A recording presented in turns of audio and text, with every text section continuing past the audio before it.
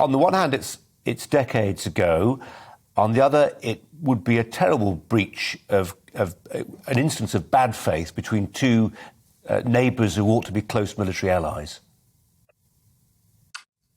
Yes, I think we have to disentangle what governments were doing and what companies were doing at the time. I think we know today that Aerospatiale had a maintenance team in Argentina at the time who conveniently forgot to go home and help the Argentinians actually fit the AM-39 to the naval aircraft that delivered the missiles. I think once the missiles are delivered to the country, it's very difficult to disable the warheads.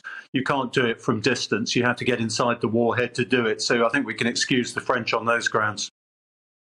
There was a horrible moment. I mean, I was, early teens when the Falklands War was happening. And there was that horrible moment when we started to see ships hit, predominantly by Exocets, not just Sheffield, and the body count was rising. Those horrific pictures of British Royal Navy vessels illuminating the night sky off the Falklands coastline. But actually, we read today that it could actually, well, we've read before, it could have been a lot worse. The number of Exocets the Argentinians were able to deploy could have been a much greater number.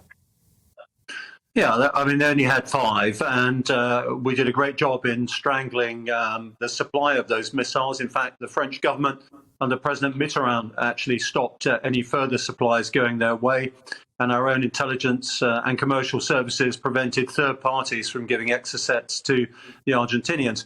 But they had quite a lot of ship-based and also land-based Exocets as well, and we happily avoided those. When the Belgrano was sunk, their fleet decided it didn't want to play any further part in the action, and we took care to avoid those areas we knew that the land-based exercise were based. Only HMS Glamorgan, who clipped the corner of the danger area, got hit by one of those land-based ones. And today, of course, we think of the 2 missiles that the Ukrainians actually fired from the coast against the Moskva recently. Very similar engagement.